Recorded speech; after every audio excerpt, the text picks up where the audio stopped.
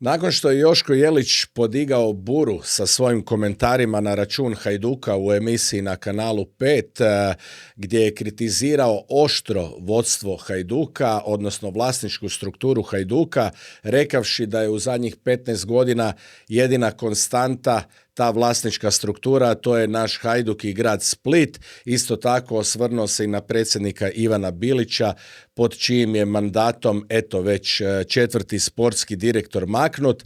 Bio je dosta oštar u tim svojim istupima, odnosno komentiranju Hajduka i osvrtu na taj odlazak Gorana Vučevića sa Poljuda. Nakon toga Hajduk je isto tako ekspresno odgovorio i rekao da će poduzeti određene mjere protiv osoba koji štete ugledu Hajduka i protiv osoba koje svojim komentarima nanose štetu Hajduku, tako da vidjet ćemo šta su pod tim mislili, ali isto i TV kuća koja radi tu emisiju je javno istupila i ispričala se za navode, odnosno komentare Joška Jeličića u toj emisiji, rekavši kako oni jednostavno se ograđuju i nemaju ništa sa tim što njihov djelatnik, odnosno u ovom slučaju Joško Jeličić, komentira u toj emisiji. Mislim da tu ta TV kuća nije imala uopće razloga se očitovati, zato što to je stručni komentator njihov, on komentira, on je rekao svoje mišljenje, nije ne znam kako vrijeđao nikoga, tako da ne vidim zašto su se oni uopće očitovali. Jasan mi je Hajduk, ali mi u ovom slučaju nije jasna TV kuća, pa mislim, zato ste ga i doveli, zato što je tako britak i sve i odgovara vam kad baca neke šale i pošalice, ali vam ne odgovara kada iskomentira na ovakav način jedan klub, ajmo to tako reći. Tako da u ovom slučaju po meni TV kuća apsolutno nije se trebalo oglašavati ništa, a za Hajduk apsolutno razumijem, pa ćemo vidjeti kako će ta bitka između Hajduka i Joška Jeličića završiti, ali eto, mogu jedino reći da Jela, sad zaista ćeš morat malo pripaziti, ne znam da li ćeš smijet na more. To ćemo još vidjeti.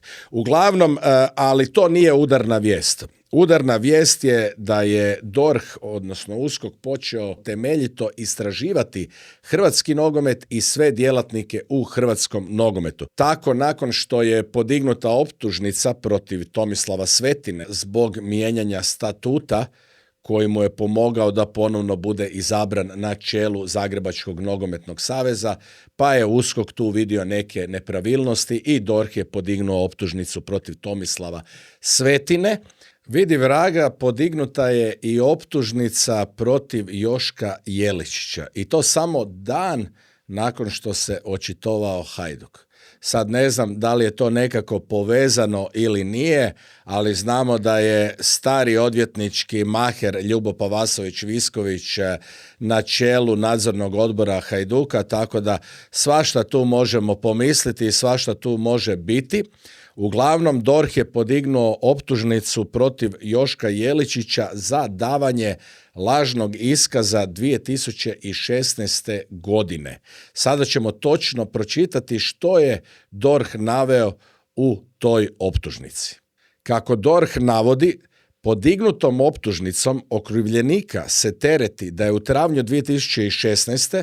u Zagrebu prilikom iskazivanja u svojstvu svjedoka u prethodnom kaznenom postupku, iako upozoren da je dužan iznositi istinu i da je davanje lažnog iskaza kazneno djelo, svjesno neistinito iskazao da je svoje potraživanje koje je imao prema jednom nogometnom klubu ustupio dvijema osobama koje su mu za to predale dogovoreni iznos novca. Tako stoji u priopćenju. Znamo svi da se radi o klubu Dinamo. Isto tako znamo da je prošle godine na klupi za svjedoke Joško Jeličić izjavio da je lagao u svojem prethodnom iskazu, da nije govorio istinu, da se prestrašio USKOK-a, da se prestrašio svega, da je mislio da će on odgovarati za nešto što nije napravio i tako dalje i da je u tom strahu on jednostavno dao lažni iskaz i da je lagao. Ostaje nam za vidjeti što će sada učiniti TV kuća na kojoj radi Joško Jeličić, odnosno Hrvatski Telekom. Da li će se i sada oglasiti sa nekim priopćenjem, da li će poduzeti neke korake s obzirom na novonastalu situaciju, na podignutu optužnicu protiv Joška Jeličića za davanje lažnog iskaza. Sjećam se da sam u jednoj situaciji prije ne znam koliko, kada je Joško Jeličić u emisiji komentirao da se čuo sa Skominom, koji je godinu prije analizirao sve sudačke odluke, da se čuo sa Skominom i da mu je Skomina rekao da to je penal ili ne znam tako nešto. I onda sam se pitao u svom osvrtu da li mu trebamo vjerovati, jer nekoliko dana prije na sudu je rekao da je lagao. I kako da mi sad znamo da se on zaista čuo sa Skominom i da je Skomina zaista rekao da je to penal. Tako da sam se to tada pitao, ali dobro, malo šale nije na odmet. Uglavnom moramo vidjeti što će se dogoditi sa Tomislavom Svetinom, koji je postao vrlo veliki uteg za Hrvatski nogometni savez. Da li će ova optužnica koja je podignuta protiv njega isto tako utjecati na njegov rad u Hrvatskom nogometnom savezu, odnosno da li će Hrvatski nogometni savez isto tako poduzeti neke korake zbog ove novonastale situacije sa Tomislavom Svetinom. Ja osobno mislim da je vrijeme da se poduzmu neke konkretnije mjere u vezi Tomislava Svetine, jer toliko stvari i toliko repova koliko on ima, ja mislim da nema niko. Sjetimo se od one liste sudaca pa do afere Udovice, pa sada ova optužnica i taj manevar za izbor u Zagrebačkom nogometnom savezu. Isto tako nije mi jasno kako je Tomislav Svetina uopće išao na to izvlačenje skupina za Ligu nacija. Iz HNS-a su rekli da se on odavno akreditirao za to. Isto tako Marijan Kustić je mogao reći nemoj ići na izvlačenje parova Lige nacija, zato što ne tako davno je bila ta afera Udovice i što će reći javnost kad te vidi opet kao delegaciju Hrvatskog nogometnog saveza za to izvlačenje.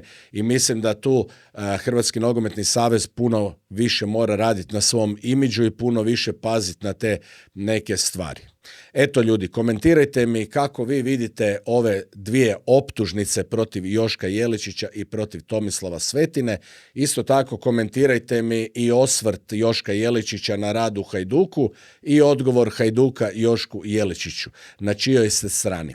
Vidimo se u prijenosu, do tada veliki pozdrav.